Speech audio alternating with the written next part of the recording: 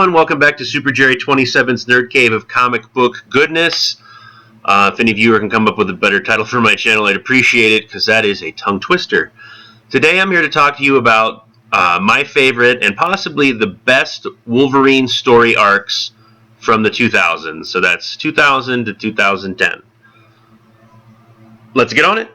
First off is Wolverine Origin by Paul Jenkins, Andy Kubert, Richard Isanov, and covers by Joe Quesada. This basically shows you the childhood of James Howlett and how and why he becomes Wolverine. There's a few twists and turns in this one that got me way back in 2001 when I read it originally. But this is a great tale. If you're a fan of Wolverine and you don't like what the big two are doing right now, always go back in time. Back issues are where it's at, or old hardcovers, but make sure you go to your local comic book store and get them. They need the help more than Amazon or Barnes & Noble. Go to your local comic book shop. I'm sure they have a paperback of this somewhere. Or if not, maybe the actual floppies, which are pretty neat. God, Quesada needs to come back to monthlies. All right. In that vein, I'm kind of going to skip around times. Is the Wolverine Origins, the entire series. That's kind of what I have back here. Other than this is Origins and Endings by Daniel Way, Mark Texeira. Obviously with a cover by Joe Quesada. This is the 5-issue story where Wolverine gets his memory back after the events of the House of M. This is one you definitely want to pick up before reading about 50 issues of Wolverine Origins. This is by Daniel Way, Steve Dillon.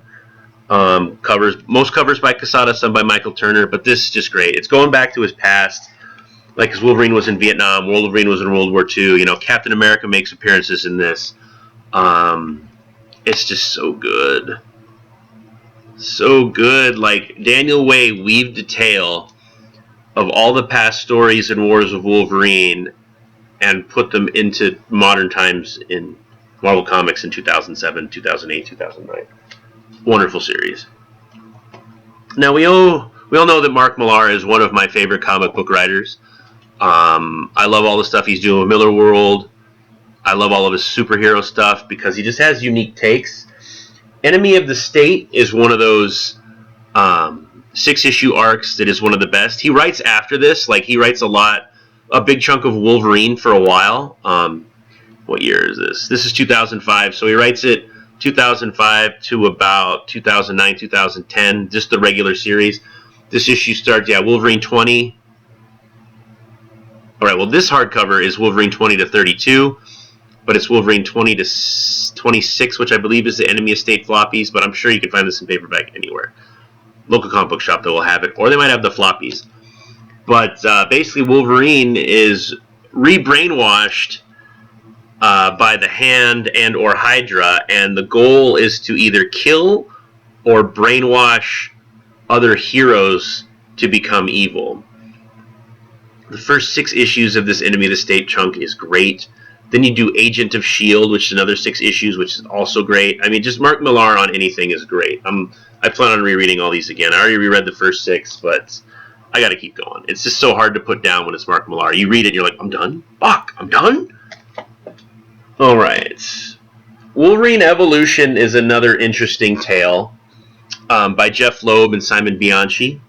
Once again, this is when Marvel was doing cool stuff. They gave you the black and white and the color version in both floppy and hardcover form. It's just a really long Wolverine battle with Sabretooth that goes through time and goes through, other people are in it, Storm, Black Panther in it, and all that goodness.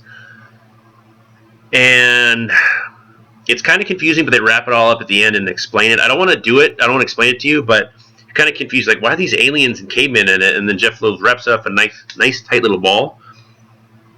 So this collects Wolverine 15 to 53. Excuse me, I pulled weeds today, but some got in my throat, little fromunda.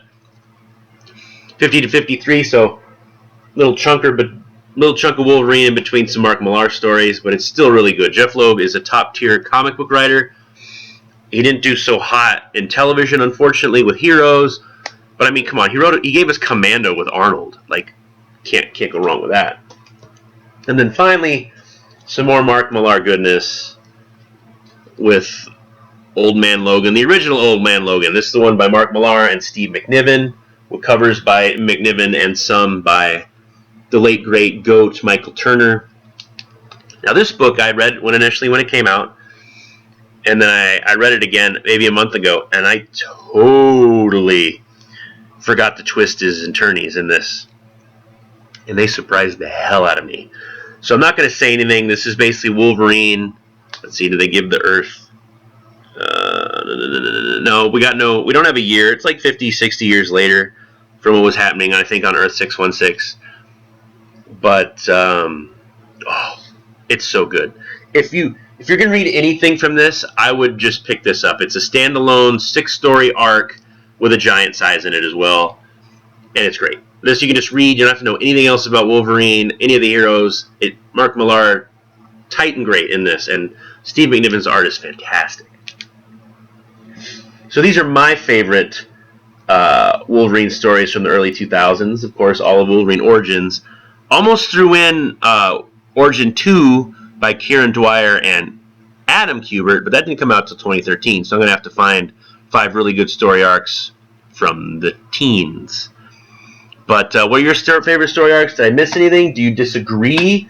Do you not like the way they took Wolverine or his path? What do you think of current Wolverine? Let me know in the comments, like, subscribe. I'll have more videos like this coming at you. I just got to get back on the reading. Bye.